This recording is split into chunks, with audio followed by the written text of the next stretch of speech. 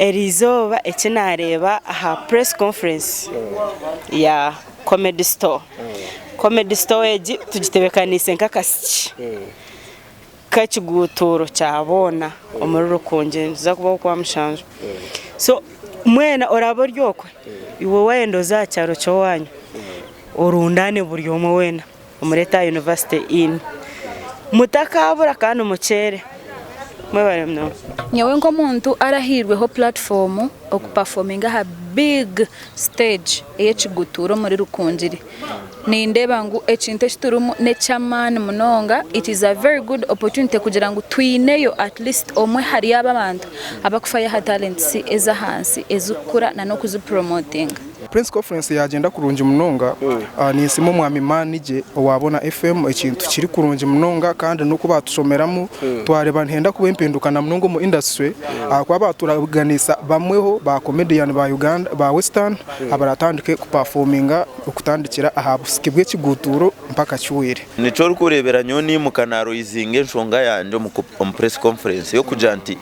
already abeshongozi hinayibashikire kandi abakwatireho yaba connectinga yo nkuko yatugambera ba truth ba chazi ba so right now nko kwayinira kari ko mu Comedy Store kandi Comedy Store nemwe mu platform eze kusinga yo kumanywa abwo kuza comedians na no kubahereza chance yo kushokesinga what they have na talents zabo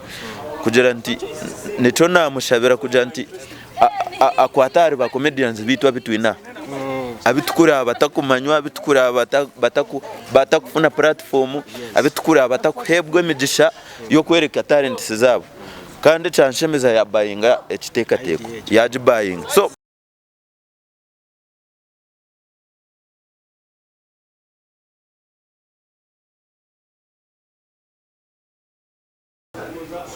Yes, alright,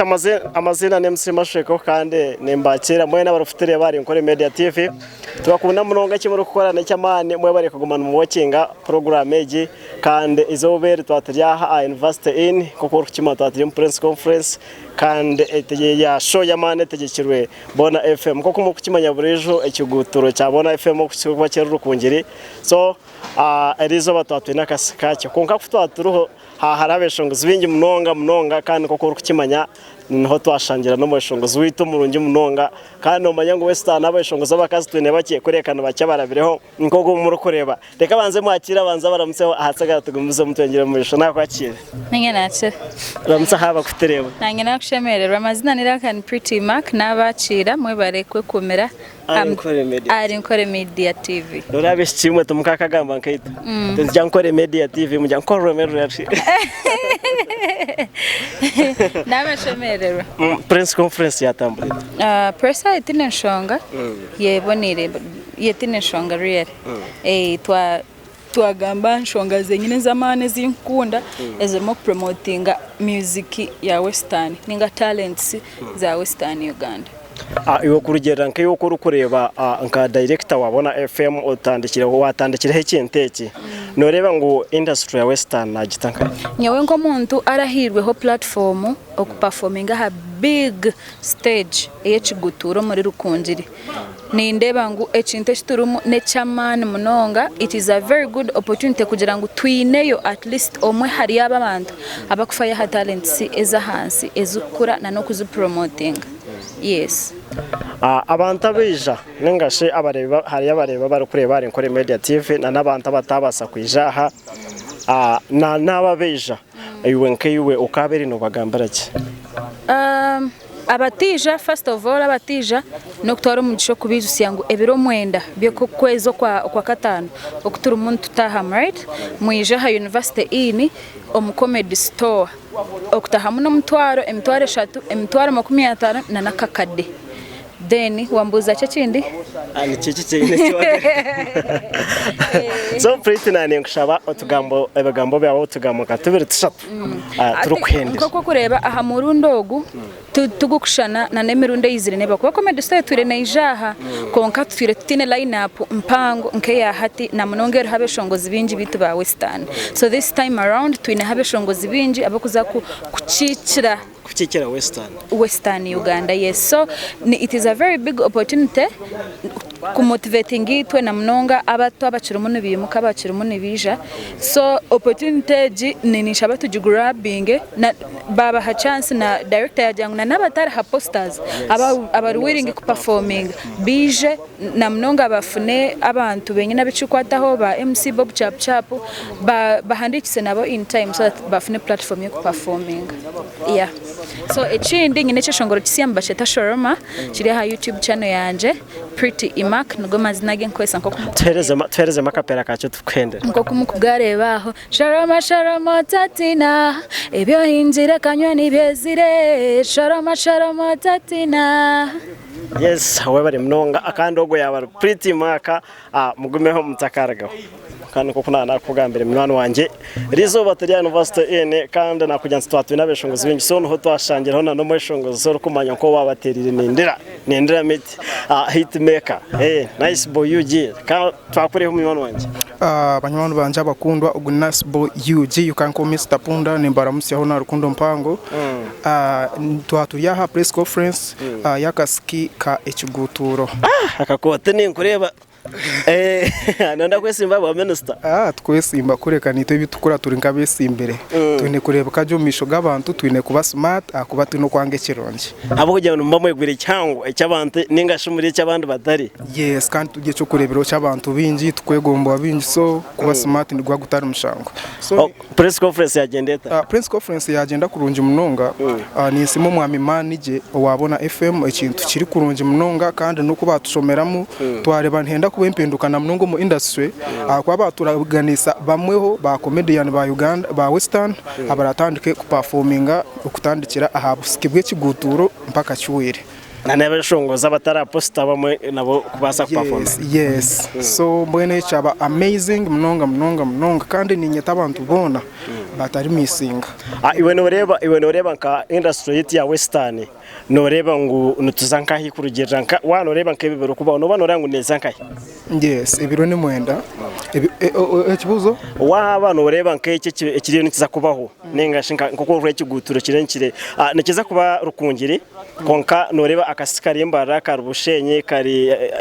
nanka aboda okoko nanka kikagati nahandi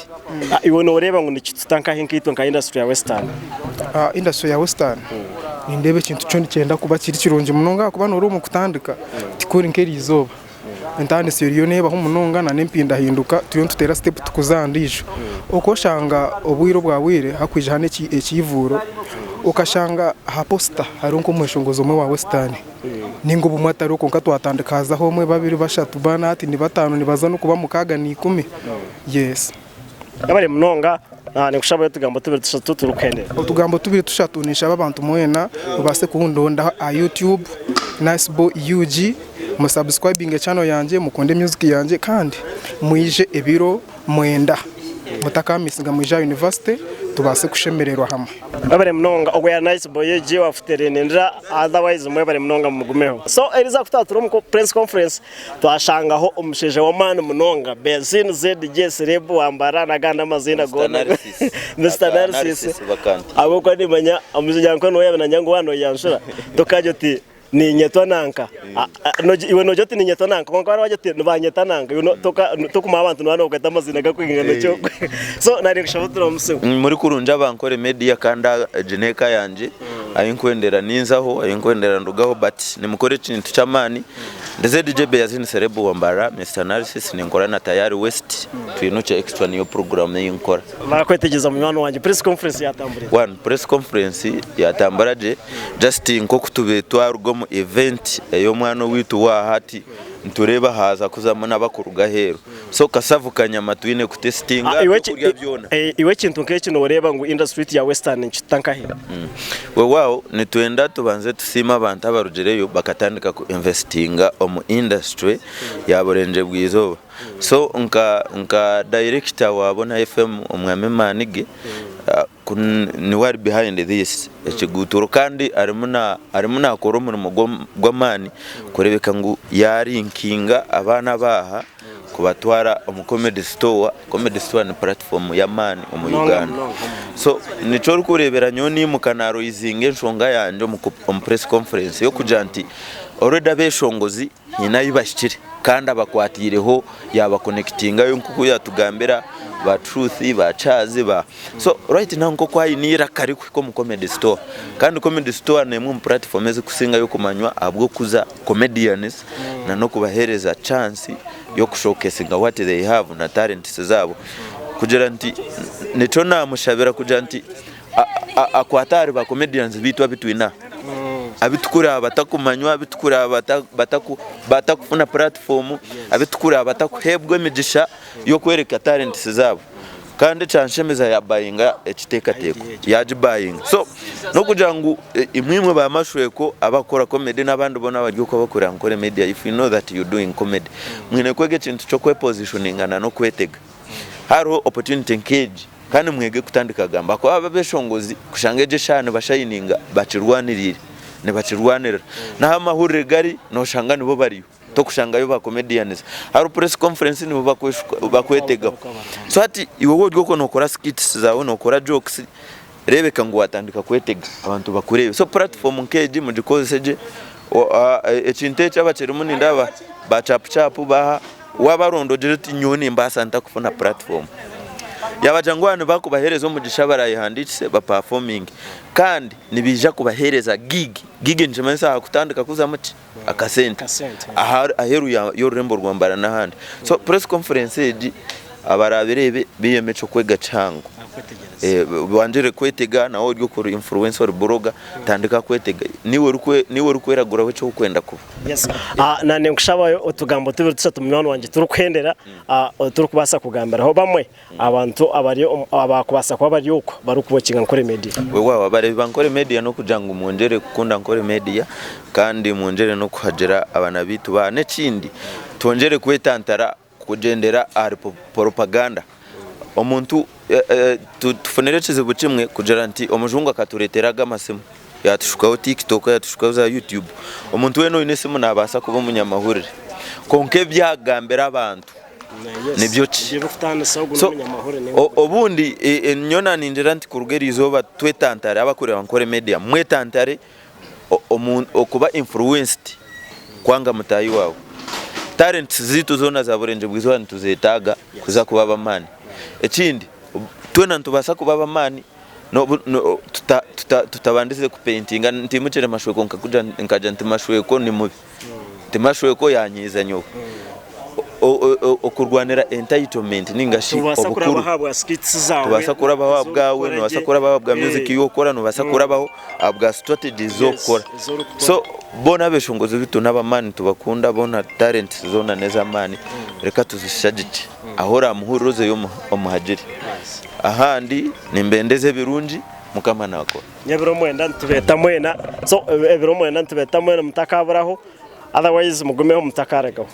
kandi kuko narakambere mwana wanje twatuma press conference ya comedy store yechi ya Bona FM so twashangaho promoter one of the biggest promoter here in Western Uganda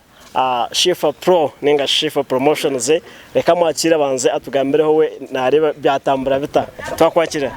nashemerwa abarebe ba nkore media mwe bare kunyakira mwe bare no kontaya isa mukutugwanyo konka nkore media ntire ndi family yes erizoba ekinareba aha press conference ya comedy store comedy store eji tugitebekanise nkakasiki kachiguturo cyabona omururo konje nza kuba kwa mshanje so mwena orabo ryokwe iwo wendo za cyaro cyo wanyu urundane buryo mu wena umureta university in mutakabura kandi umucere mwe bare mno iyo nkiyo kurugiriro ko wareba no reba nkebero kubaho no reba ngo industry ya Western tuzanka hininga shitwerekerere nkahi industry ya Western ejesha ne yegambere tekine mu kugira ngo tukiriyo nututandaka hate nitwe tushemeriro kore ngo hine ahitwishire hine reve itwishireho erije munonga king wa Western hine kigambo cyagambirijo kajya ngo shows bemba turetera nkobusiki oba nketa kasi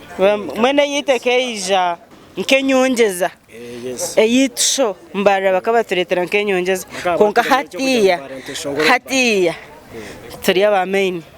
noma enyuma uko haino beshongozi bamwe ababiri yo kumusenfuti ndije kubagamba bakaba bagambira akagamba ngo abeshongozi ba western ngo abona abeshongozi bebara umwejo ni bonus itabaga toyeta ba bonus konka hatiya turgira bonus hati tur main ninchemerwa kureba ngo industry yitu eriyo ne promotion etambureta promotion erije teine shonga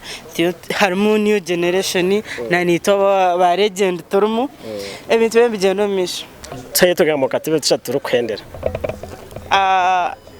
ekindi kugezaho kugambira abeshongoze ezeze nkokoreze zarugemo ibyasagara tugenda ruguru inshallah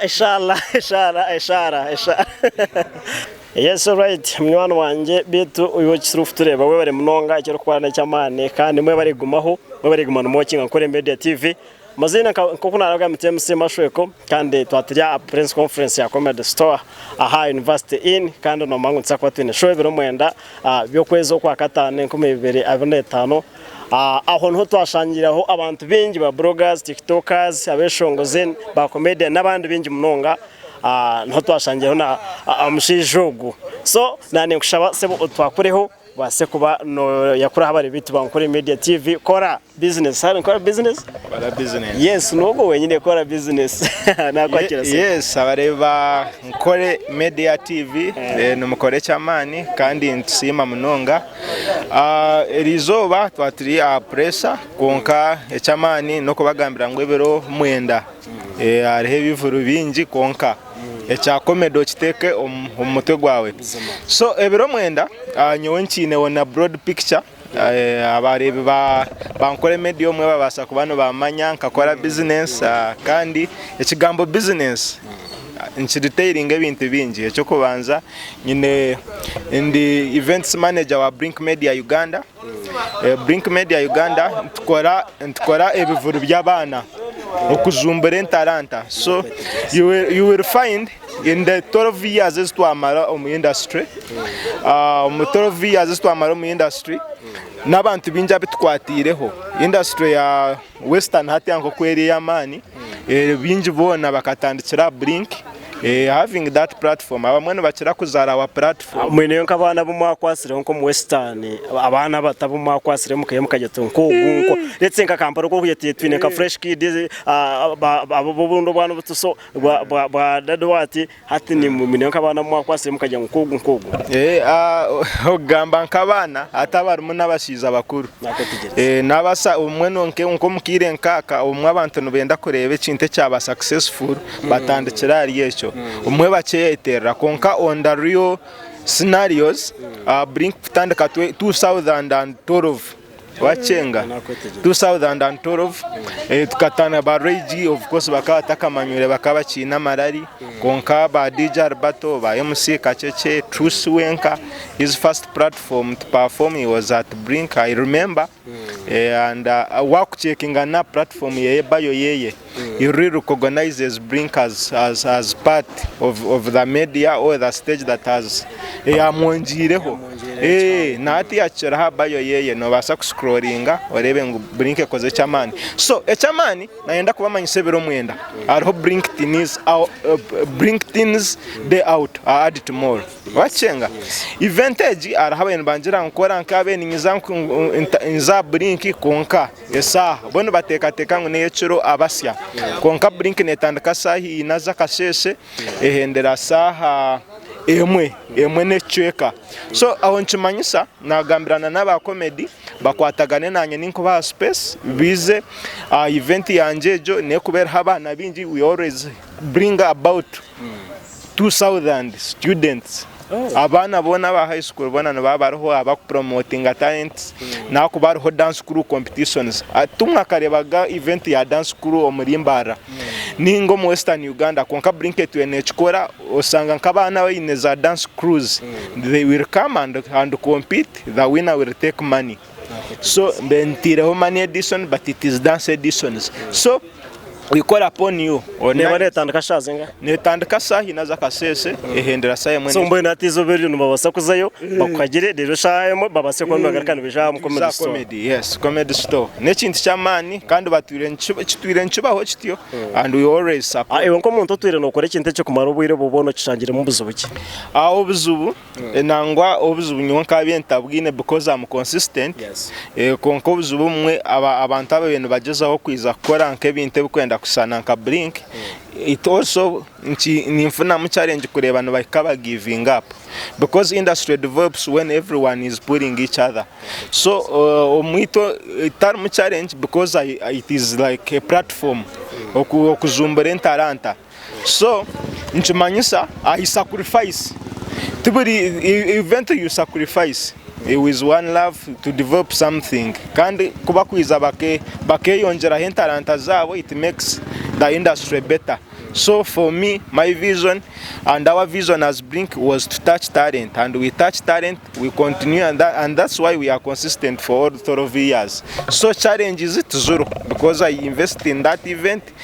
to just promote talent and one love. Babari mnonga nane nshaba urukwendera ogire utugambo tubiri tushatu twagambare abari bankore media na nabo base no kweta abantu abakwa ko bari kurebera ari nkore media kwija event yawo. Yes, abarebe bankore media of course aruhaba kubanu benda aruhaba inentalanta abakubanu benda kutandukana na event senye mpango nkeza aba truce hatiya na zaba rage konka omweno musanga mechikono chamani no ine kuboko zire na mani konka ukumba ukora na mani nchimanyisa ki this is your event Blink erho by the bona ba upcoming zubona those are the people I attract at Blink so mwize mbaye stage performing mureke kugira ngo numwenda kutandikira zamana mutaka abandi zaza hanso nabwe tikirakore so abare bankora media ni manyamu inentalanta abariza mwiza abariza kabuyanda abariza isingiro ntungamo mwena abantu amwe mutwirana mwiza Blink by the way arhaba kabara baryo nibiza arhaba zisaka baturana biza kasese so it's your event Blink on 9th May comes through at tomorrow opera mugaba ticket nenga tickets inzoba zirya entrance so mbero ticket buri mwe naza kugishanga entrance buri mwe ticket buri mwe naza kugisanga entrance okutandikana sayi naza kasese mpako mwe bazyo tukwiza kuno yo comedy sawa. Yes, all right, amazina ne msema shweko kandi Mr Vibe Mr Chibozman the man of all seasons yagugona naganje mbwe nibo wahura ino kugeta manyu just togore naye anageza kuva supportinga nyowe arizo nko kufataria press conference ya comedy store kandi twatwine ba comedian bingi ababaroho kokuna nabagambire ba bloggers ba tiktokers so nto twashangiraho na mnywano wanje uguno nyosere ninkora nawe no murebo ko nenga shomizana ko actinga ukana yanti as a person nawo nko kuyahikaho we atugambire enshonga yazireba atabyatambura bita nakwakira ninye nakira amazina na MC Bringanya mugwamisho